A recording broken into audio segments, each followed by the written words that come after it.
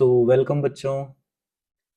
जैसा कि आप जानते हैं लास्ट क्लास में हमने राउल्ट्स लॉ से रिलेटेड जो मैथमेटिकल चीज़ें थी, है ना, वो सारी की सारी कवर कर ली हैं।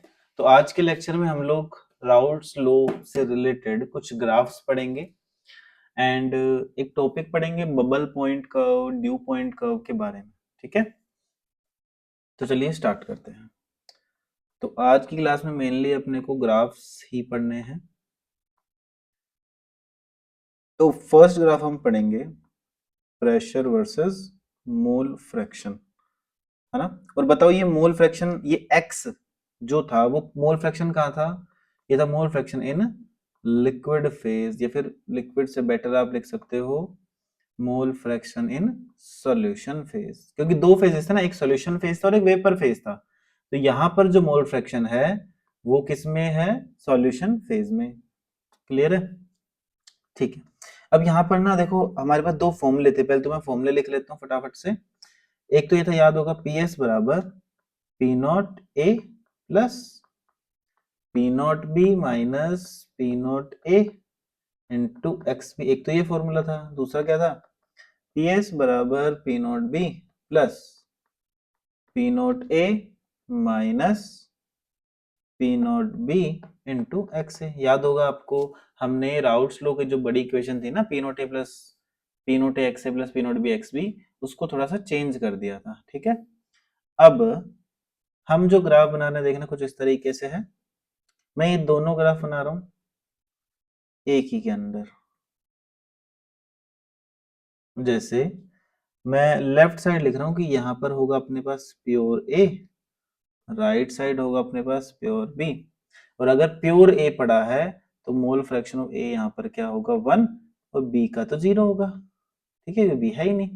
प्योर बी तो यहाँ पर मोल फ्रैक्शन ऑफ ए क्या होगा? 0, और मैं मोल फ्रैक्शन ऑफ बी क्या हो जाएगा यहाँ पे? 1 हो जाएगा। यहाँ तक क्लियर होगा आप लोगों को, है ना। तो अब सबसे पहले मैं इस ऊपर वाले इक्वेशन को यूज करूँ, ऊपर वाले इक्वेशन, ऊपर वाले। और हाँ, एक चीज और कि जो एक्स एक्सिस पे तो मोल फ्रैक्शन हो गया, ठीक है। इस तरफ हम क्या है? मोल फ्रैक्शन ऑफ बी बढ़ रहा है, और इस तरफ क्या बढ़ रहा है? मोल फ्रैक्शन ऑफ ए बढ़ रहा है। ठीक है। वाई एक्सिस पे क्या है? प्रेशर। प्रेशर बहुत अच्छे से समझाऊंगा आपको इस ग्राफ को मैं। देखना, मैं अगर ऊपर वाली इक्वेशन को यूज करूं तो मुझे पता है जब एक्स बी मान लेता हूं मेरा 0 है, एक्स बी जब 0 है तो ये वाली जो टर्म है ये पूरी की पूरी क्या हो जाएगी? 0। तो जैसे ही एक्स बी 0 हुआ तो ये पूरी टर्म 0, तो पी एस किसके बराबर हो गया? प्रेशर किसके बराबर हो गया? पी नॉट ए के। आ रही है बात समझ में, है ना। तो देखो, एक्स बी 0 है लेफ्ट साइड, तो प्रेशर किसके बराबर होगा हमारा? पी नॉट ए के बराबर। पी नॉट ए के बराबर। हाँ, इसमें एक और अजम्पशन हम लेते हैं कि मैं अज्यूम कर रहा हूं, क्या अज्यूम कर रहा हूं मैं? कि जो ए है ना वो क्या है? मोर वोलेटाइल है। A is more volatile then B. इसका क्या मतलब है? इसका मतलब है कि सेम टेम्परेचर पे अगर मान लो 100 डिग्री सेल्सियस पर मैं ए को हीट करता हूँ और 100 पे ही बी को हीट करता हूँ, तो ज्यादा वेपर्स किसके बनेंगे? ए के बनेंगे, क्योंकि ए मोर वोलेटाइल है। तो वेपर प्रेशर भी किसका ज्यादा होगा? ए का ज्यादा होगा, है ना। अब मैं यूज करूंगा कौन सी इक्वेशन को? सेकंड इक्वेशन को। सेकंड इक्वेशन कह रही कि अगर एक्स ए हमारा क्या है? 0 है, तो प्रेशर किसके बराबर होगा? पी नॉट बी के।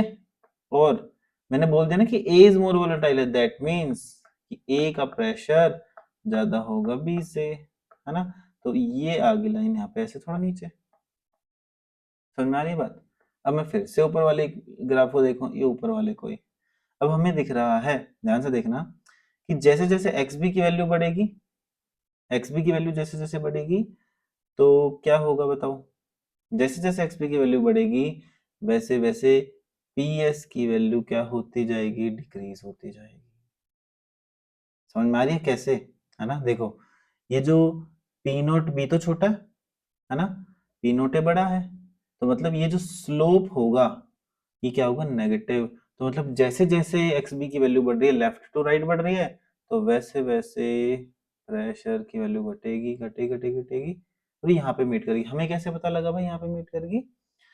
मतलब एक्स से 0 पुट कर दो, ये जब एक्स बी की वैल्यू पुट कर दी तो हमने 1, राइट साइड हम पहुंचे तो मतलब एक्स बी क्या हो गया 1, तो प्रेशर किसके बराबर हो गया, सोल्व करोगे ना, पी नोट ऐसे पी नोट कट गया, तो प्रेशर किसके बराबर आ गया, पी नोट बी के बराबर। ठीक है, तो मैंने अभी ऊपर वाली इक्वेशन से समझा ग्राफ को, अब मैं नीचे वाली समझता हूँ, देखना। अब जब प्रेशर कितना है, जब एक्स से कितना है आपका 0, तो प्रेशर की वैल्यू कितनी आ जाएगी, पी नोट बी के बराबर, यही है। ठीक है, अब P naught A minus P naught B, इस बार ये जो स्लोप है इसकी वैल्यू पॉजिटिव है, आ रही बात समझ में, तो मतलब जैसे जैसे एक्स ए की वैल्यू बढ़ेगी, एक्स ए की वैल्यू जैसे जैसे बढ़ेगी मतलब हम लेफ्ट की तरफ जाएंगे, नीचे देखो ना ग्राफ, हम लेफ्ट की तरफ जाएंगे, और जैसे जैसे एक्स ए की वैल्यू बढ़ेगी तो स्लोप पॉजिटिव है, तो ग्राफ कहाँ जाएगा, ऊपर की तरफ। ये ग्राफ देखो ऐसे जा रहा है ऊपर की तरफ, ऐसे ऊपर की तरफ जा रहा है, ऐसे ऐसे। ठीक है, और जैसे ही एक्स की वैल्यू 1 हो जाएगी तो पी एस किसके बराबर होगा, पी नोट ए के, देखो लेफ्ट की साइड पी एस किसके बराबर है, पी नोट ए के बराबर है। ये चीज समझ में आ गई क्या? अब ध्यान से सुनना, ये जो रेड मैंने ऐसे ये लाइन जो खींची ना, थोड़ा ब्लूइश कर दी मैंने,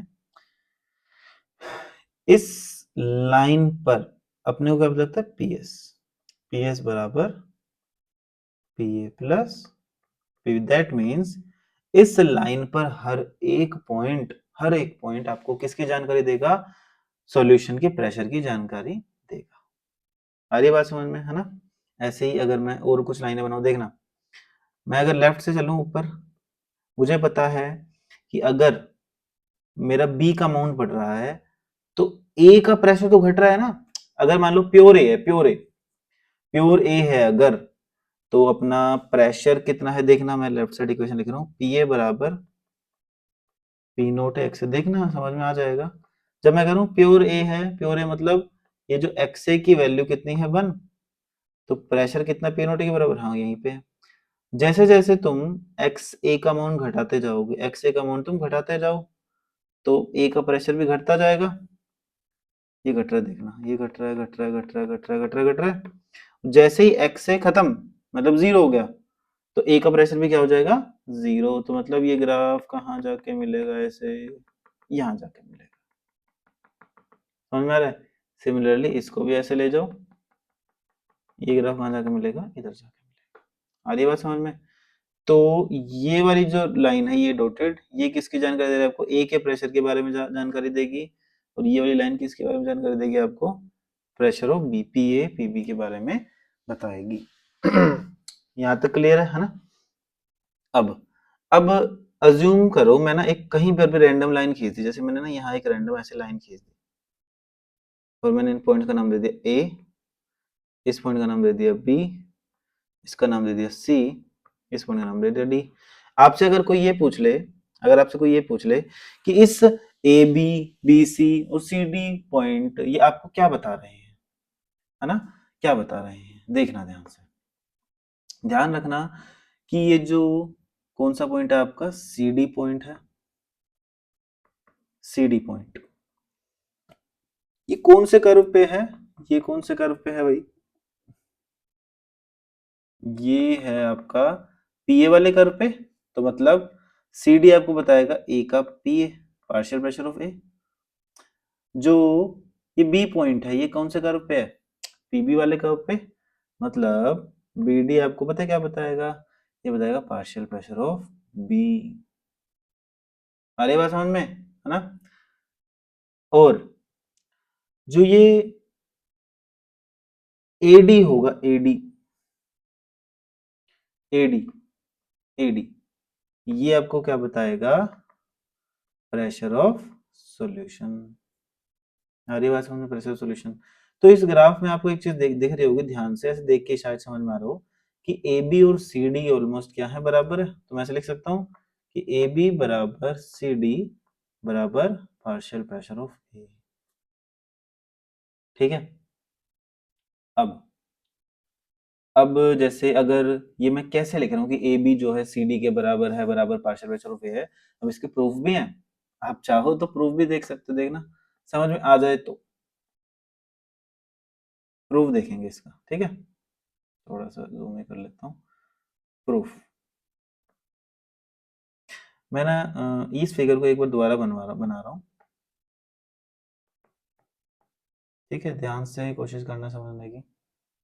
कुछ ट्रायंगल्स वगैरह बनाऊंगा, ये ऐसे है, ये ऐसे खींच दी मैंने लाइन, ये लाइन मैंने ऐसे खींच दी, ठीक है, और मैंने नाम दे दिया, मतलब यहाँ पे लिख देता हूँ सेम कि एक्स ए बराबर 1 है, एक्स बी बराबर 1 है, लेफ्ट साइड एक्स ए, सॉरी, एक्स बी बराबर 0 है, राइट साइड एक्स ए बराबर 0 है। तो ये जो वैल्यू थी दिस इज पी नॉट ए, ये जो वैल्यू थी this is P naught B, ठीक है। और मैं एक देखता हूँ, this is a point, red से कर देता हूँ, ए बी सी डी, और हमने कहाँ लाइन खींची थी, यहाँ खींच, कहीं भी खींच दो तुम्हारी इच्छा, मैंने यहाँ खींच रखी है, चलो मान लो ये ई पॉइंट, इसको एफ मान लेता हूँ, इसको जी मान लेता हूँ, इसको एच मान लेता हूँ, ठीक है।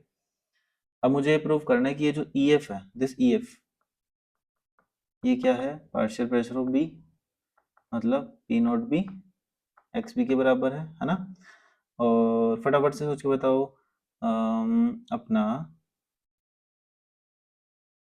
एक मिनट, कुछ गड़बड़ लिख दी ना, गड़बड़ लिख दी, हाँ, तो यहाँ पे ई एफ किसके बराबर है, पार्शियल प्रेशर ऑफ ए के, क्योंकि वो ए वाली लाइन पे है ना। ऐसे ही अपना ई जी किसके बराबर है, पार्शियल प्रेशर ऑफ बी के,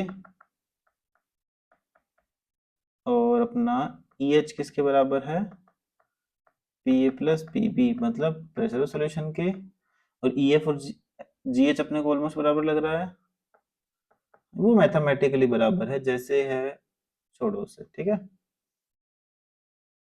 अब मैं प्रूव करूंगा कि मैंने कैसे ई एफ बराबर को पी ए लिख दिया, समझने की कोशिश करना। अब मैं ट्रायंगल ले रहा हूं, कौन से दो ट्रायंगल लूं, in triangle A B C and triangle मैं ले लेता हूं एफ ई सी। आप समझे क्या मैं कौन से ट्रायंगल ले रहा हूं, ये वाला, ठीक है, और एक ये छोटे वाला, समझे क्या। तो अब इन दोनों ट्रायंगल की अगर मैं बात करूं, देखना, तो ये A B C and triangle F E C जो हैं, ये दोनों ट्रायंगल्स कैसे हैं, सिमिलर ट्रायंगल्स हैं,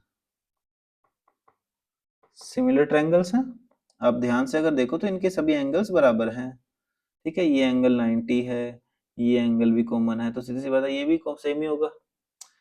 तो जब सिमिलर ट्रायंगल्स होते हैं उनकी साइड का रेशियो सेम होता है, मतलब मैं लिख सकता हूँ ए बी बराबर ई एफ, ए बी बराबर E F is equals to B C बराबर ई सी, तो लिख सकता हूँ क्या, है ना। अब आगे देखना, जो ए बी है, ए बी वो क्या है अपना पी नॉट ए के बराबर, ठीक है। ई एफ मुझे निकालना है, ई एफ मुझे नहीं पता ना क्या है। अब बी सी की वैल्यू क्या है, बी सी की वैल्यू तो 1 है, बी टू सी का डिस्टेंस टोटल 1 ही तो है, और ई सी बताओ क्या है, ई सी, सोचो सोचो ई सी क्या है, ई सी अपना क्या आ जाएगा, जैसे देखना, बी टू सी 1 है, ई सी इज मोल, ई सी बताओ किसका मोल फ्रैक्शन आएगा, ई सी आ जाएगा 1 माइनस, ये जो ई सी की वैल्यू, ई सी को मैं ऐसे लिख सकता हूँ, सोचना, ई सी को मैं लिख रहा हूं 1 माइनस बीई, लिख सकता हूँ, इसी को लिख सकता हूँ 1 माइनस बीई, है ना। और बीई क्या है, ध्यान रखना, बीई यहाँ पर पता है क्या है, B is mole fraction of B. देखो ना, जीरो से हम कहाँ जा रहे हैं, 1 की तरफ जा रहे हैं, जीरो से 1 की तरफ जा रहे हैं, ये बात समझ में आ रही है। तो यहां से लेकर यहां तक का डिस्टेंस है क्या, मोल फ्रैक्शन ऑफ बी तो है, क्योंकि और लेफ्ट साइड ओरिजिन है, तो ओरिजिन पे मोल फ्रैक्शन ऑफ बी 0 है। जैसे जैसे मैं राइट की तरफ जाता जाऊंगा तो मुझे मिलेगा क्या, मोल फ्रैक्शन ऑफ बी तो मिलेगा, तो बीई की value is mole fraction of B, लिख दिया मैंने। और 1 minus mole fraction of B क्या होगा, दिस इज 1 बाय एक्स है। तो ईएफ की वैल्यू बताओ क्या आ गई, पी नोट एक्स है, और ये किसके इक्वल होता है, पी के बराबर। हो गया प्रूफ, ईएफ बराबर पी ए। सिमिलरली आप बाकी प्रूफ्स को भी कैलकुलेट कर सकते हैं। ठीक है, चलो, हो सकता है यहाँ पे आपने कुछ नया सीखा होगा। तो ये हमारा पहला ग्राफ कंप्लीट होता है प्रेशर वर्सेस कंपोजिशन का, और वो भी कंपोजिशन किस में है, सॉल्यूशन फेज में। ठीक है, नेक्स्ट ग्राफ पे चलते हैं। सेकंड ग्राफ अब आ जाएगा, प्रेशर ही है वर्सेस वाई। अब यहाँ पे वाई क्या है, Y is mole fraction in vapour phase, ये है mole fraction in vapour phase. ठीक है, अब प्रेशर और मोल फ्रैक्शन में रिलेशन, फिर से दो इक्वेशन बनवाई थी, याद है, 1 बाई पी एस बराबर 1 बाई पी नोट ए, याद करा करो फटाफट चीजें। तो 1 upon P naught B minus 1 upon P naught A into में वाई बी। दूसरी इक्वेशन क्या आती है, याद है, 1 बाई पी एस बराबर 1 by P naught B plus 1 by P naught A minus 1 by P naught B into में क्या आ जाएगा, वाई ए। ठीक है, अब as you see that the pressure of solution is inversely proportional to mole fraction, दिख रहा होगा। तो यहाँ पे कर्व कैसा आएगा, थोड़ा सा हाइपरबोलिक कर्व आएगा। ठीक है, देखो अजम्पशन मेरी अभी सेम है कि ए मोर वोलेटाइल है, मतलब ए का जो प्रेशर होगा वो बी से ज्यादा होगा, P naught A is greater than P naught B.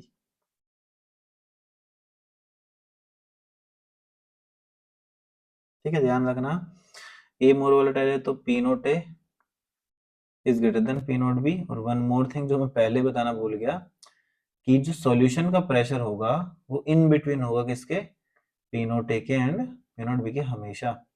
तो पी नोट ए से कम और पी नोट बी से ज्यादा, ये चीज थोड़ा सा आपको ध्यान रखना पड़ेगा, थोड़ा मेमोरी बेस है कि सॉल्यूशन का वेपर प्रेशर प्योर कंपोनेंट के वेपर प्रेशर से हमेशा कम होगा।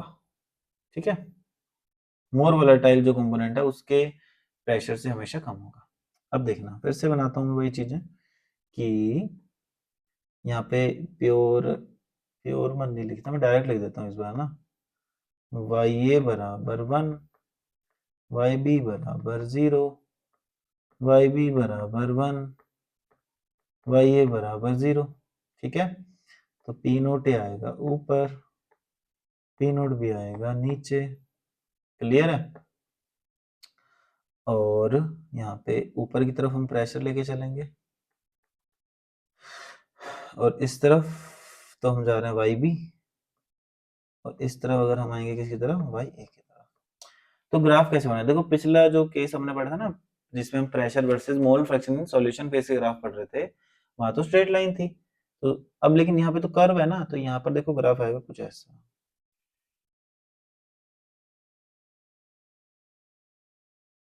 ठीक है, तो ध्यान रखना जब आप कर्व बनाते हो ना, ध्यान से समझने की कोशिश करना, ये जो लाइन है और इसके पैरेलल एक लाइन खींचो, इन दोनों के बीच में ही रहेगा। ठीक है, इन दोनों के बीच में ही रहेगा ये कर्व। ये तो चलो हमने बना दिया। अगर मैं अगला ग्राफ आपसे पूछ लूं कि 1 बाय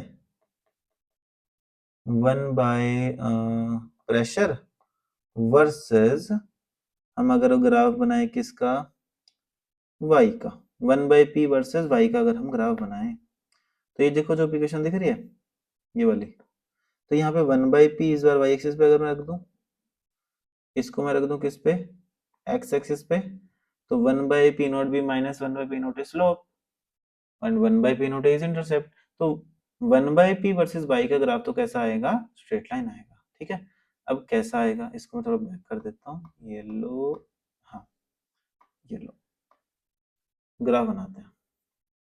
देखने की कोशिश करना, समझने की, आ जाए तो बहुत अच्छी बात है। देखो यहाँ पे मैं लिखूँ 1/p, सेम वाई ए बराबर 1, वाई बी बराबर 0, वाई बी बराबर 1, वाई ए बराबर 0। देखना एक बार ध्यान से, है ना। जब मुझे पता है कि ए मेरा मोर वोलेटाइल है, ठीक है, तो पी नोट ए तो ग्रेटर देन होगा पी नोट बी से, बट 1/पी नोट ए लेस होगा किससे, 1/पी नोट बी से। तो इस बार ये चीज नीचे, ये चीज ऊपर, एंड दिस चीज इज 1/पी naught B, this one is 1/पी नोट ए। आ रही बात समझ में? और ग्राफ कैसा बनेगा, ऐसा। ये क्लियर है ग्राफ अपने, ठीक है। चलो ये हमारा थर्ड ग्राफ है ना, 1/p वर्सेस वाई वाला ग्राफ। तो जैसा कि मैं ऑलरेडी पहले पढ़ा चुका हूं, तो मैं 2 4th और 5th ग्राफ आपसे पूछूंगा। आपको कमेंट में आंसर बताना है इनका, कि अगर मैं 1/xb वर्सेस 1/yb का ग्राफ बनाता हूँ, और 1/yb वर्सेस 1/xa का ग्राफ अगर मैं बनाता हूँ, तो इन दोनों ग्राफों का पता है ना, जो पहले लिखते हैं ये कौन सा एक्सिस पे आता है, जनरली वाई पे, बाद वाला एक्स एक्सिस पे आएगा। सेम 1/yb, 5th वाले में भी 1/yb वाई एक्सिस पे, और 1/x एक्स एक्सिस पे अपने को लिखना है, ठीक है। तो मेरे को इन दोनों ग्राफ में आपको पता है क्या बताना है, मेरे को दोनों का स्लोप बताना। स्लोप इंटरसेप्ट कमेंट्स में, ठीक है। स्लोप एंड इंटरसेप्ट आप लोगों को मुझे बताना है, ठीक है। हो जाएगा मेरे हिसाब से ये वाली चीजें। तो अब इसके बाद एक टॉपिक आता है बबल पॉइंट, ठीक है, ड्यू पॉइंट, इन सब के बारे में, जो हो सकता है आप लोगों ने पढ़ा हो सकता है ना भी पढ़ा हो अभी तक, कहीं जहां पर भी आप लोग पढ़ रहे हैं, जिस भी कोचिंग में। तो शुरू करता हूँ मैं टॉपिक, क्योंकि अभी ना ग्राफ खत्म नहीं हुए हैं, अभी आगे जो ग्राफ आएंगे उनमें ये बबल पॉइंट और ड्यू पॉइंट वाला जो टॉपिक है वो यूज होता है, इसलिए मैं पहले इस टॉपिक को पढ़ा देता हूँ, ठीक है। आएगा bubble point, concept of bubble point and due point. अब पहला, यहां पर जो ये बबल लिखा हुआ है ना, बबल, बबल का मतलब एक बुलबुला, यही तो होता है। तो यहाँ पर बबल का मतलब पता है क्या आएगा, वेपर, वेपर। और ड्यू का मतलब पता है क्या है, लिक्विड, ठीक है। जहां जहां मैं जैसे बबल पॉइंट मतलब वेपर, बबल मतलब वेपर बन रहा है, ड्यू मतलब एक ड्रॉप ऑफ लिक्विड, ठीक है। तो अब हम लोग शुरू करते हैं, ये bubble point and due point का कॉन्सेप्ट क्या है, ठीक है। तो सबसे पहले तो कुछ स्टार्टिंग में तो डेफिनेशन ही है, डेफिनेशन, जैसे बबल पॉइंट क्या होता है, what is bubble point. Bubble point मैं डेफिनेशन लिखता हूँ साथ साथ। Bubble point, it is a temperature, ये एक टेम्परेचर है एट अ गिवन, किसी गिवन प्रेशर पे, या तो ये कह सकते हो, या फिर मैं कह सकता हूँ, और इट इज अ प्रेशर, ये प्रेशर भी हो सकता है, एट अ गिवन टेम्परेचर, ठीक है। तो ये एक टेम्परेचर है किसी पर्टिकुलर प्रेशर पे, या फिर ये कोई प्रेशर है किसी पर्टिकुलर टेम्परेचर पे, ठीक है, एट विच, जहां पर फर्स्ट ड्रॉप ऑफ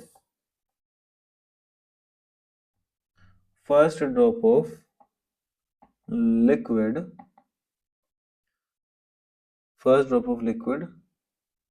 वेपोराइज, जहां पर पहली ड्रॉप लिक्विड की क्या होगी, वेपोराइज होगी, या फिर मैं ऐसे भी कह सकता हूं और फर्स्ट वेपर विल फॉर्म, पहला वेपर बनेगा जहां पे। ठीक है, धीरे धीरे समझ में आएगा। अभी ध्यान रखना डेफिनेशन को, कि बबल पॉइंट एक ऐसा टेम्परेचर है किसी पर्टिकुलर प्रेशर पे, या फिर ऐसा प्रेशर है किसी पर्टिकुलर टेम्परेचर पे जहां पर लिक्विड की पहली ड्रॉप वेपराइज होगी, या फिर जहां पे पहला वेपर बनेगा। समझे?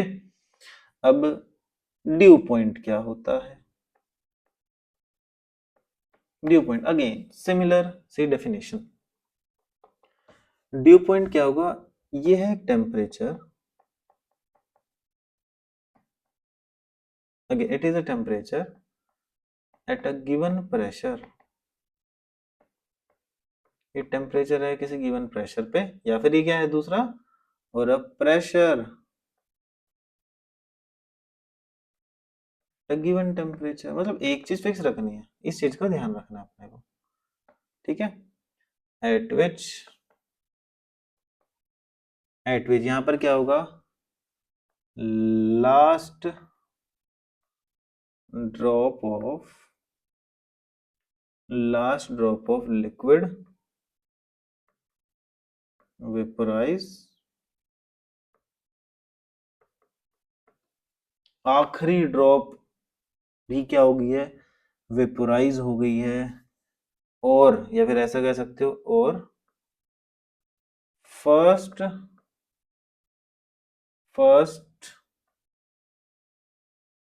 Vapour is condensed. तो शॉर्ट में तुम ऐसे समझो कि बबल पॉइंट एक ऐसा पॉइंट है, ठीक है, जहां पे पहला वेपर फॉर्म होता है, मतलब वो कोई टेम्परेचर हो सकता है किसी पर्टिकुलर प्रेशर पर, या कोई प्रेशर हो किसी पर्टिकुलर टेम्परेचर पे। और सिमिलरली ड्यू पॉइंट क्या है, ये एक ऐसा पॉइंट है जहां पे पहला वेपर कंडेंस होगा। ठीक है, डेफिनेशन कुछ कुछ समझ में आई गेस आई होगी। ठीक है, ध्यान रखना। अब कुछ बेसिक बातों को समझेंगे। ठीक है, कि इसमें बेसिक चीज ध्यान रखनी है तुम लोगों को, बिल्कुल बेसिक बात है, फिर हम आगे चलेंगे। कि अगर अपने को ना मान लो जैसे लिक्विड है, मुझे लिक्विड को क्या करना है, वेपर्स में कन्वर्ट करना है, तो मुझे प्रेशर टेम्परेचर क्या करना पड़ेगा, मुझे प्रेशर को तो घटाना पड़ेगा, और प्रेशर घटाऊंगा तो मतलब मैं वॉल्यूम बढ़ाऊंगा, और टेम्परेचर को भी मुझे बढ़ाना पड़ेगा। अगर मैं हीटिंग करूंगा तभी तो आराम से लिक्विड वेपर्स में कन्वर्ट हो पाएंगे। तो देखना ध्यान से। और इसमें दूसरी चीज मैंने क्या लिखी है, कि प्रेशर घटाना पड़ेगा कैसे, वॉल्यूम को बढ़ा के। ध्यान से समझना, ये मेरे पास एक कंटेनर है, ये भरा हुआ है अपना लिक्विड, और मैंने पता क्या करा, देखो मैंने इस लिक्विड को बिल्कुल ऐसे चिपका के एक पिस्टन लगा दिया, लिक्विड पे बिल्कुल चिपका रखा है। अब मैं नीचे से हीट कर रहा हूँ, नीचे से टेम्परेचर को बढ़ा रहा हूँ, बताओ क्या वेपर बनेंगे, बनेंगे ही नहीं भाई। कहाँ से बनेंगे, लिक्विड के ऊपर तो बिल्कुल पिस्टन चिपका दिया तुमने, वेपर बनने के लिए जगह भी तो चाहिए ऊपर। आ रही बात समझ में? तो अब तुमने पता क्या करा, अब तुम हीट तो कर ही रहे हो, अब तुमने पिस्टन को ऊपर उठा दिया। पहले पहले क्या था, जो तुम्हारा लिक्विड था वही साइड पे था। अब तुमने जैसे ही पिस्टन उठाया, ये उठा दिया पिस्टन, तुमने करा क्या है, तुमने प्रेशर घटा दिया ना। तुमने पिस्टन ऊपर उठाया, मतलब तुमने जो लिक्विड के ऊपर प्रेशर लग रहा था वो घटाया। तो अब प्रेशर घटाया या वॉल्यूम बढ़ाया, सेम बात है ना। अब देखो पहले कंटेनर की वॉल्यूम कितनी, थोड़ी सी थी, इतनी सी वॉल्यूम थी, अब थोड़ी वॉल्यूम भी तो बढ़ गई। तो प्रेशर घटाया मैंने, वॉल्यूम बढ़ाया, ये कह सकते हो टेम्परेचर दिया। तो अब यहाँ पर क्या होगा, अब क्योंकि जगह मिल गई ना, तो अब यहाँ से देखना धीरे धीरे धीरे धीरे धीरे धीरे धीरे धीरे लिक्विड वेपराइज होने लग जाएगा। सिमिलरली सिमिलरली दूसरा बेसिक, कि अगर अब तुम्हें क्या करना है, वेपर्स को कंडेंस करना है, किस में लेके जाना है, लिक्विड में। तो क्या करोगे बताओ, अपने को इस बार टेम्परेचर कम करना पड़ेगा, प्रेशर बढ़ाना पड़ेगा, वॉल्यूम कम करना पड़ेगा। ऐसा ही तो करना पड़ेगा। देखना एक बार क्या कह रहा हूं मैं। मान लो अपने पास यहाँ कोई लिक्विड है और ऊपर यहाँ पे वेपर्स बने हुए हैं, ये रहे वेपर्स। अब मुझे तो इस भाई साहब को ये जो वेपर्स है ना इनको कंडेंस करके लिक्विड में लेके जाना है। तो मैं क्या करूंगा, मैंने पहले टेम्परेचर को कम करा। टेम्परेचर कम करने की वजह से हुआ क्या, जो वेपर्स भाग रहे थे ना इधर उधर, इनकी काइनेटिक एनर्जी कम होगी, तो अब स्लो डाउन हो जाएंगे, स्लो डाउन हो गए, स्लो डाउन हो गए। तो मैंने ऊपर से क्या करा, प्रेशर बढ़ा दिया। मैंने क्या करा, पिस्टन को जोर से धक्का मारा और पिस्टन धम से कहाँ आ गया, नीचे आ गया सीधे। तो हुआ क्या, जितना वेपर था सबका सब लिक्विफाई हो गया। ठीक है, तो मैंने क्या करा इस केस में, प्रेशर को बढ़ाया, तो मतलब वॉल्यूम कम करा। देख लो पहले वॉल्यूम कितनी ज्यादा थी पूरे उसकी सिस्टम की, अब वॉल्यूम कितनी कम होगी। ये कुछ बेसिक बातें क्लियर हुई क्या, है ना। अब चलता हूं मैं और आगे। देखो धीरे धीरे हम इजी इजी बातें भी पढ़ेंगे और बहुत ही टफ टफ तक भी जाएंगे।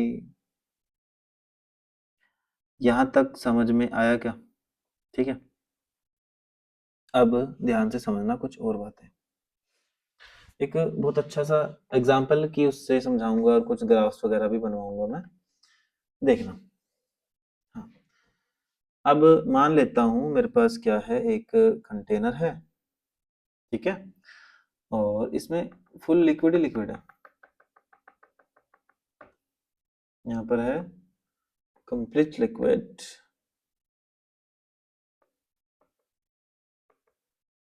ठीक है, कंप्लीट लिक्विड। ये लो, ये पिस्टन है, कंप्लीट लिक्विड है।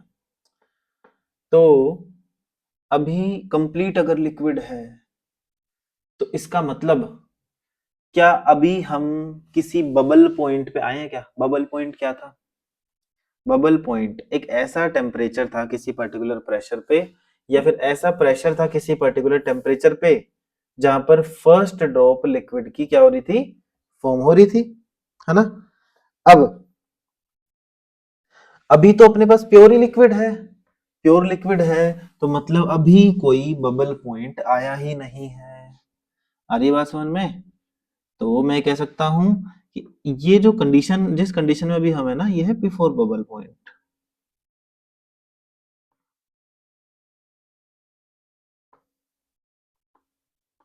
ठीक है, कंप्लीट लिक्विड, कंप्लीट लिक्विड। अब तुमने क्या करा, पिस्टन को कर दिया रेज। मैंने पिस्टन को कर दिया रेज, ये लो। पिस्टन जैसे ही मैंने रेज करा, देखो अब हम क्या पहुंच गए, ये मैंने इतना बढ़ा दिया पिस्टन, थोड़ा सा ऊपर कर दिया। ठीक है, पिस्टन को थोड़ा सा ऊपर कर दिया। अब यहाँ पे जैसे लिक्विड तो था ही, ये देखो ये नीला नीला लिक्विड बना दिया। मान लेता हूँ यहाँ पे अब क्या बन गए, वेपर्स बन गए। तो जिस कंडीशन में हम पहुंचे, तो यहाँ पे लिक्विड एंड वेपर्स दोनों आ गए। ठीक है, अब सुनो, आपसे अगर कोई पूछे, आपसे अगर कोई ये पूछे इस केस में कि बताओ कितने, कितना लिक्विड वेपोराइज हो गया, तुमसे अगर ये पूछ लें बताओ कितना लिक्विड वेपोराइज हो गया, कैसे बताओगे? देखो मैं जानता हूं कि जो मेरा जो भी लिक्विड है उसके वेपर प्रेशर की वैल्यू तो फिक्स है, तो we know the vapour pressure of liquid. Assume कर लेता हूँ, एज्यूम कर लिया मैंने कि वो 0.2 atm है। ठीक है, मैंने कोई हीटिंग वीटिंग नहीं कर रखी, तो किसी पर्टिकुलर टेम्परेचर पे वेपर प्रेशर जो है वो सेम ही रहेगा। तो मैं लगाऊंगा यहाँ पे पीवी बराबर एनआरटी।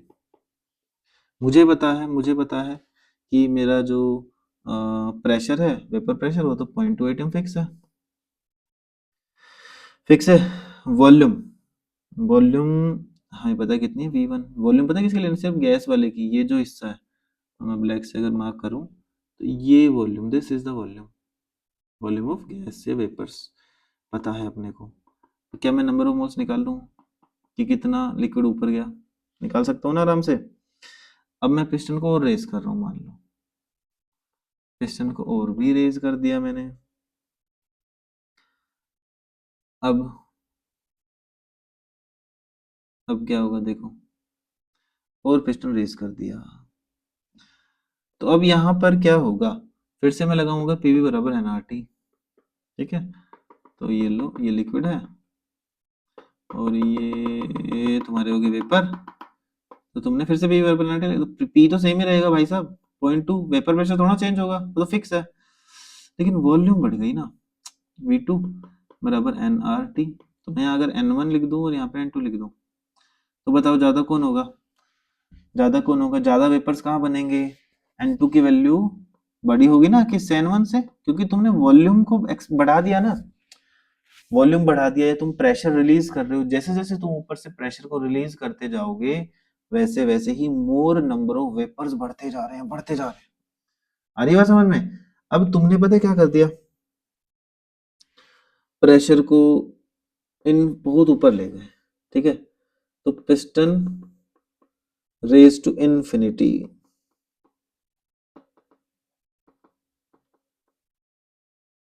मतलब अभी मैं इन्फिनिटी कर दूं क्या? हाँ, पिस्टन मान लो मैंने बहुत ऊपर कर दिया, ऊपर करता जा रहा हूँ, करता जा रहा हूँ, करता जा रहा हूँ। तो एक टाइम ऐसा आएगा जहां पर जहां पर सिर्फ आखिरी ड्रॉप बची होगी लिक्विड की। This is last drop of liquid, है ना? This is last drop of liquid. और मैक्सिमम देखो, वेपर ही वेपर हो गया, vapour vapour vapour vapour vapour vapour. तो यहाँ पे जहां प्रेशर वो प्रेशर जहां पे सिर्फ last drop of liquid present है, ठीक है। तो मैं यहाँ पर इस पॉइंट को क्या बोलता हूं? इसको बोलता हूं ड्यू पॉइंट। और बबल पॉइंट कहाँ है? बबल पॉइंट कहाँ है? इधर कह लो, जहां पे मान लो पहला मेरा बबल, पहला वेपर फॉर्म हुआ था जिस भी प्रेशर पे, उसको मैं बोल रहा था क्या? Bubble point. अभी तो बस ये बबल ड्यू छोड़ो, बस मेन मेन बातें समझो कि मैं इतना ऊपर लेता जा रहा हूँ, लेता जा रहा हूँ इसको, पिस्टन को, जिसकी वजह से अब लास्ट ड्रॉप लिक्विड बनी है। और फर्दर अगर रेस कर दोगे, इससे भी और ऊपर ले गए पिस्टन को, तो अब बताओ क्या होगा भाई साहब? अब तो सारा का सारा क्या बन गया है?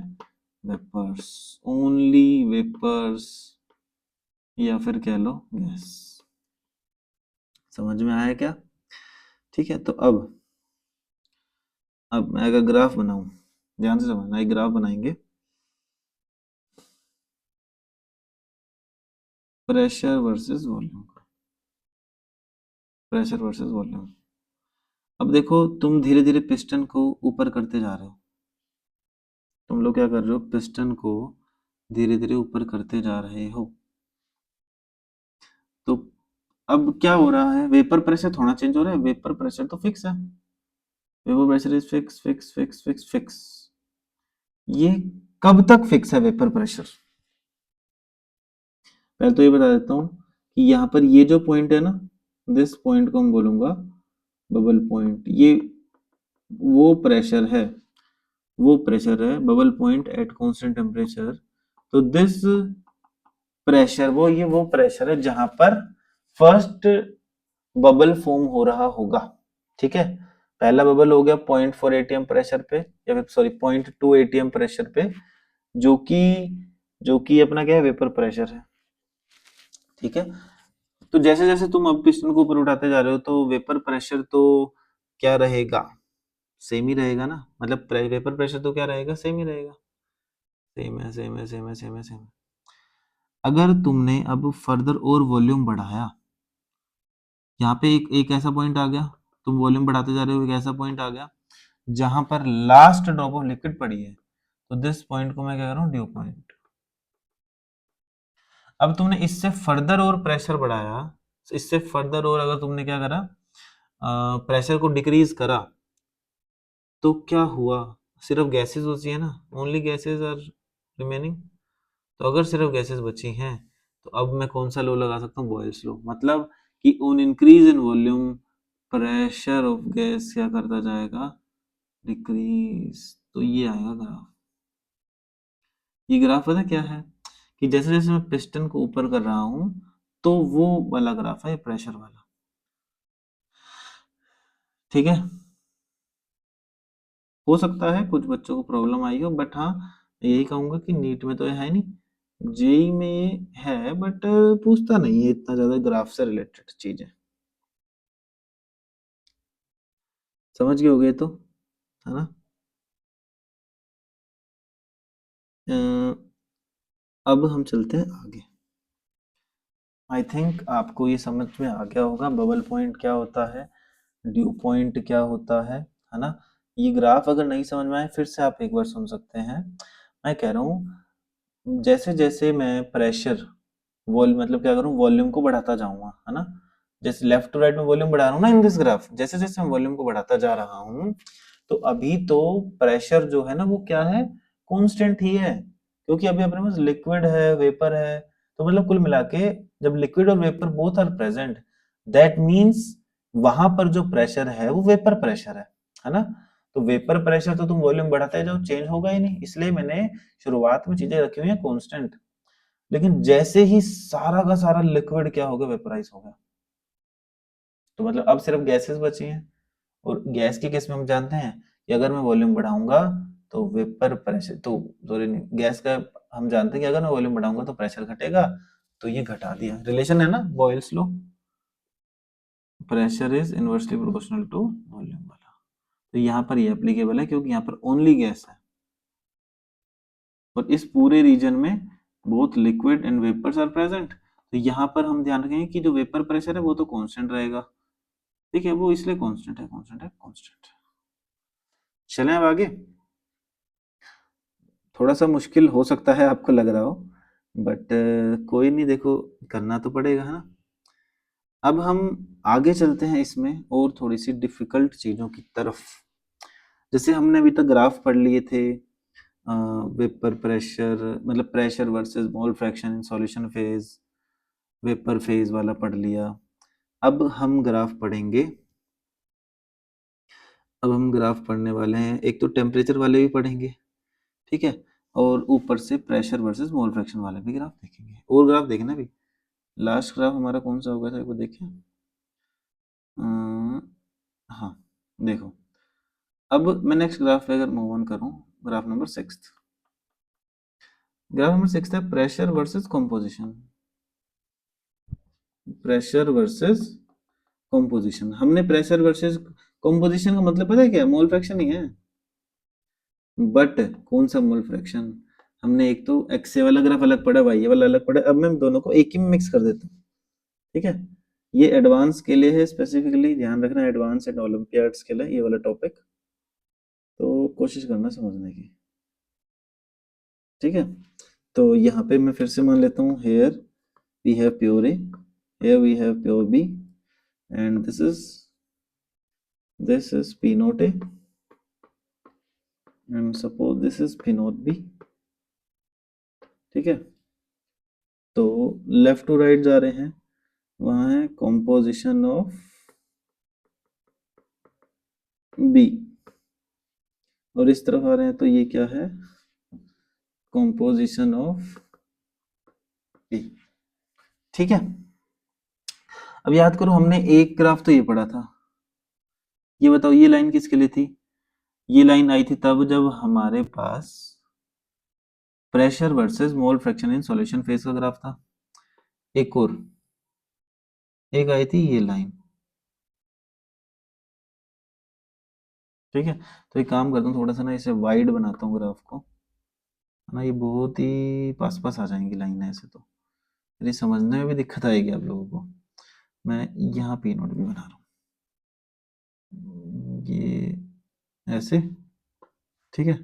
तो मैंने बताया था जो आपको ये लाइनें बनानी है या ये जो भी कर्व बनाने हैं वो इन दोनों के बीच में ही रहना चाहिए, ये ऐसे थोड़ा सा परफेक्शन के साथ बने, इसलिए मैंने पहले डॉटेड लाइन खींचता हूँ फिर मैं ये लाइनें बनाता हूँ।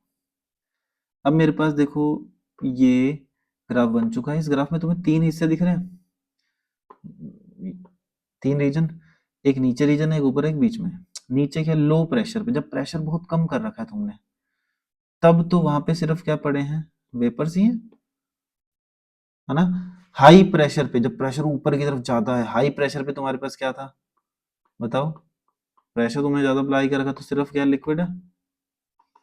अगर तुम मॉडरेट प्रेशर अप्लाई करते हो मतलब P naught A and P naught B के बीच का प्रेशर अप्लाई करते हो, तो वहां पे तुम्हें लिक्विड प्लस वेपर दोनों के दोनों ही मिलेंगे। ठीक है, लिक्विड प्लस वेपर बोथ होंगे अपने पास। आई बात समझ में? ठीक है, अब ध्यान से समझना, इस ग्राफ को बहुत ध्यान से समझने की कोशिश करनी है कि जैसे मैं अभी जो एक्सपेरिमेंट नहीं बता रहा था कि मैं क्या कर रहा हूँ, वेपर्स को जनरेट करने की कोशिश कर रहा हूँ, धीरे धीरे मैं प्रेशर को रिलीज कर रहा हूँ, तो वही चीज अब अपने को समझनी है। देखो, देखें आपको समझ में आती है क्या? मान लेता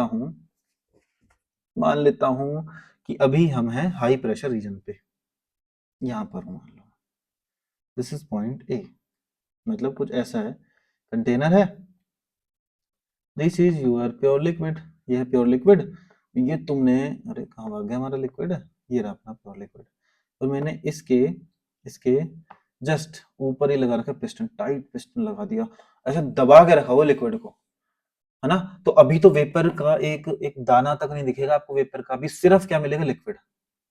इसलिए मैं कह रहा हूँ मैं इस पॉइंट ए पे हूँ, हाई प्रेशर मैंने लगा रखा है, मेरे पास अभी सिर्फ क्या है, प्योर है ए। थोड़ा और चाहो तो और ऊपर कर दो इसको, ये लो, मैं इस पॉइंट को आप लोगों की खुशी के लिए लो और ऊपर बना देता हूँ, ये लो, यहाँ थोड़ा सा अच्छा लग रहा है। अब मैं धीरे धीरे क्या करूंगा ना, प्रेशर को घटाऊंगा। आ रही है बात समझ? अब मैं धीरे धीरे प्रेशर को घटाऊंगा, मतलब मैं इस पिस्टन को धीरे धीरे कहाँ लेके जाऊंगा, ऊपर। तो क्या होगा, वेपर्स बनेंगे। ये थोड़ा कि हटाते ही वेपर्स बन जाएंगे, तुम प्रेशर को घटा घटा रहे हो, घटा रहे हो, घटा रहे हो, घटा रहे हो, घटा रहे हो, घटा रहे हो, घटा रहे हो, और तुम यहाँ आ गए इस पॉइंट पे। तुम्हें दिख रहा है ऊपर लिक्विड है, जैसे तुम इस पॉइंट पे आए, यहाँ पर लिक्विड और वेपर दोनों है ना? और ध्यान रखना, तो ये जो पॉइंट है, ये इसी पॉइंट को पता है मैं क्या बोल रहा हूँ, bubble point. This is bubble point, जहां पर तुम्हें पहला वेपर बनता हुआ दिखाई देगा। अरे बात समझ में?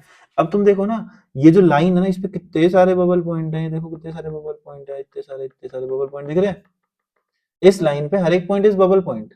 तो इस कलेक्शन ऑफ बबल पॉइंट को हम पता है कहते हैं, इसको हम बोल देते हैं, बताओ क्या बोलते हैं, इसको बोलते हैं हम बबल पॉइंट कर्व, इसको हम बोलते हैं बबल पॉइंट कर्व। आ रही बात समझ में? अब अब तुम इस बबल पॉइंट पे आ चुके हो, बबल पॉइंट पे पहुंच चुके हो, अब तुम प्रेशर को और घटाओ, और घटा रहे हैं, और घटा रहे हैं, क्या है, अब मेरे पास लिक्विड वेपर दोनों है। अब मैं जैसे यहाँ आ जाऊंगा, यहाँ पे ये ब्लैक से, ये पॉइंट कौन सा है, जहां पे last drop of liquid is present, तो ये कौन सा पॉइंट है, लिक्विड इज प्रेजेंट। बताओ ये कौन सा पॉइंट है, अभी बता दो, ये पॉइंट कौन सा होगा? This point is due point. अब ऐसे ही जो नीचे वाला कर्व है, इस पे भी बहुत सारे ऐसे ऐसे, ये देखो छोटे छोटे छोटे छोटे ड्यू पॉइंट होंगे। तो इस कलेक्शन ऑफ ड्यू पॉइंट्स को हम लोग बोलते क्या हैं, ड्यू पॉइंट कर्व। ठीक है, हमने इसे क्या बोल दिया, ड्यू पॉइंट कर्व। समझ में आया क्या? अब इसके बाद, अब इस, अगर तुम इस प्रेशर से और नीचे चले जाते हो, अब तुम्हें शुद्ध क्या मिलेंगे, वेपर ही वेपर मिलेंगे, बस। यही तो हम कर रहे थे अभी, हमने जो पढ़ा ना, मैं प्रेशर बहुत ज्यादा लिक्विड है, धीरे धीरे प्रेशर को रिलीज करता जा रहा हूँ, करता जा रहा हूँ, वेपर्स बनते जा रहे हैं, बनते जा रहे हैं, तो यही सब बातें हमने पढ़ी थी। ये क्लियर हुआ? ठीक है, ये तो मैंने समझाया तुम्हें प्रेशर वर्सेस कॉम्पोजिशन कर्व में। और ध्यान रखना क्या, कि यहाँ पर मैंने टेम्परेचर नहीं छेड़ा ना, जिस टेम्परेचर पे हीटिंग चल रही थी उसी टेम्परेचर पे चल रही है, तो temperature is constant, this is the important thing here. ठीक है, जहां टेम्परेचर कांस्टेंट होता है तो उन ग्राफ को हम पता है क्या कहते हैं, दीज आर आइसोथर्म्स। ठीक है, अब मैं इसमें इसी में नेक्स्ट अप पढ़ाता हूं, पता कौन सा नेक्स्ट आएगा इसमें, टेम्परेचर वर्सेस कॉम्पोजिशन कर्व। ध्यान रखना भाई, ये जो ग्राफ्स हम पढ़ रहे हैं ये एडवांस्ड प्लस ओलंपियाड्स के लिए हैं, नीट से इतना खास कोई लेने देना नहीं है बच्चों को। हाँ, फिर भी कोई अपना नॉलेज बढ़ाने के लिए पढ़ना चाहता है तो पढ़ सकता है। ठीक है,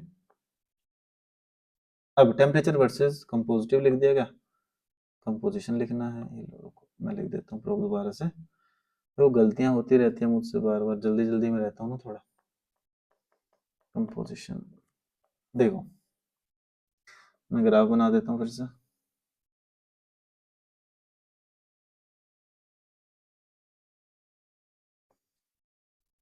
फिर से pure A, this is pure B.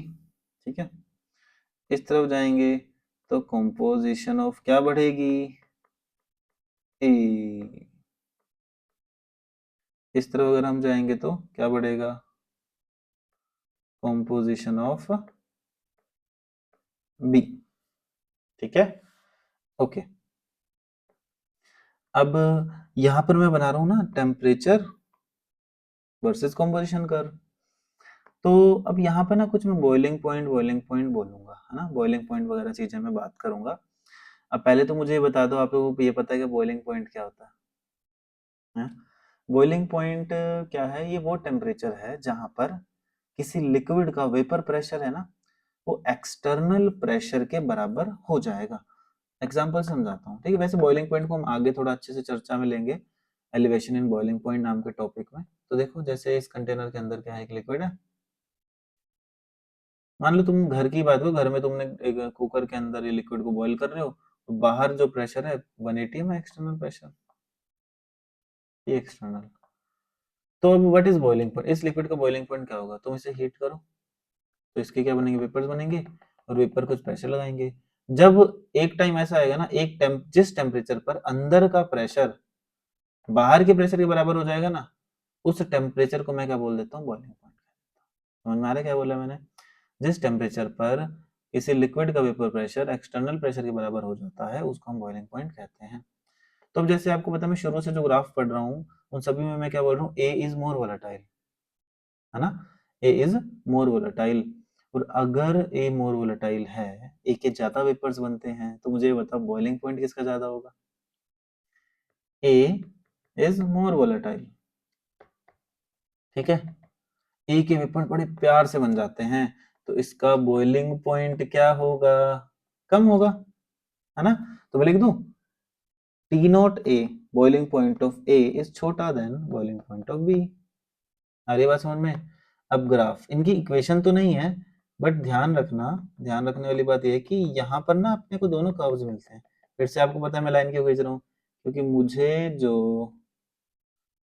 जो ये ग्राफ बनाने हैं वो इन दोनों के बीच में रखने हैं, वरना मेरे से ऊपर नीचे बन जाते हैं। अब मैं इसे साफ कर देता हूँ, ये बन गया मेरे पास ग्राफ। अब मैं तुमसे पूछूंगा चीजें, है ना, जवाब देना है। अब हाई टेम्परेचर, जब तुमने टेम्परेचर हाई, ऊपर की तरफ हाई टेम्परेचर है, तो वहां पर बताओ वेपर होंगे लिक्विड, हाई टेम्परेचर पे तो होंगे वेपर। लो टेम्परेचर पे क्या होंगे, बता दो। लो टेम्परेचर पे क्या होंगे, लिक्विड, और बीच पे क्या होगा, लिक्विड प्लस वेपर दोनों। अब यहाँ पर भी हम सेम बात, सेम चीज लेके चलते हैं। मान लो अभी मैं हूं इधर लो टेम्परेचर पे, यहाँ पर हूं मैं इस ए पॉइंट पे, है ना। मतलब इस बार मैं पता है क्या कर रहा हूँ, इस बार मैं वेपर्स बनाऊंगा, लिक्विड को क्या करेंगे, इवेपोरेट करेंगे। ठीक है, मैं इस बार प्रेशर कांस्टेंट रख रहा हूँ, प्रेशर नहीं छेड़ रहा मैं। ठीक है, इस ये जो मैं ग्राफ पढ़ाऊंगा ना, यहाँ पर प्रेशर कांस्टेंट है, तो मतलब ये जो हम ग्राफ पढ़ रहे हैं इनको हम क्या बोलेंगे, आइसोबार्स। बॉक्स में पैक कर दूं, इनको हम बोलेंगे आइसोबार्स। देखना, ए पॉइंट पे हूँ मैं, धीरे धीरे धीरे धीरे टेम्परेचर को राइज कर रहा हूँ, राइज कर रहा हूँ, मेरे को मिल ही नहीं रहे भाई वेपर। मेरे को जैसे एक पॉइंट ऐसा आएगा जहां पे मुझे वेपर देखने को मिले। ठीक है, तो इस पॉइंट को मैं क्या बोलूंगा बताओ, जहां मुझे पहला वेपर मिला, इसको मैं बोलता हूँ इस पर बबल पॉइंट। ठीक है, और ऊपर जाऊंगा और ऊपर जाऊंगा और ऊपर जाऊंगा और ऊपर जाऊंगा, यहाँ पर मुझे आखिरी लिक्विड मिलेगा, आखिरी ड्रॉप ऑफ लिक्विड, तो इस पॉइंट को मैं क्या बोल दूंगा, ऐसे लेके आ गया मैं। ठीक है, ड्यू पॉइंट। और जैसे उससे और हीट करूंगा तो मुझे सिर्फ क्या मिलेंगे, वेपर्स। तो A B C, this is point D, only vapours. अब अगेन जो नीचे वाला कर्व है, जो नीचे वाला कर्व है, यहाँ पे तो ऐसे बहुत सारे बबल पॉइंट होंगे। तो इस बार इस नीचे वाले को मैं क्या बोल देता हूँ, बबल पॉइंट कर्व। ऊपर वाले को मैं क्या बोल दूंगा बताओ, इस ऊपर वाले पे भी ऐसे बहुत सारे होंगे, तो इसको मैं क्या बोल देता हूँ, ड्यू पॉइंट कर्व। समझ गए क्या, bubble point curve, due point curve, ठीक है। हाँ, एक आधी बातें और एक्स्ट्रा बतानी थी। जो अपना ये कौन सा कर्व होता है, बबल पॉइंट कर्व जो होता है, ठीक है, बबल पॉइंट कर्व जो होता है, वहां पर उसको हम लोग पता है क्या बोलते हैं, उसको हम कब बोल देते हैं, लिक्विडस कर्व भी बोलते हैं, लिक्विडस कर्व भी बोलते हैं। और जो ड्यू पॉइंट कर्व होता है उसको और हम क्या बोल देते हैं, बताओ क्या बोलेंगे, वेपोरस कर्व, ठीक है। तो मैं एक्स्ट्रा करके लिख देता हूँ, हालांकि ये नाम तो नहीं आता बट हाँ कुछ कभी कभी दे दे, तो मैं नोट करके कुछ एक्स्ट्रा बातें लिख देता हूँ। ड्यू पॉइंट कर्व का दूसरा नाम, ड्यू पॉइंट कर्व का दूसरा नाम जो है उसे हम बोलते हैं वेपोरस कर्व।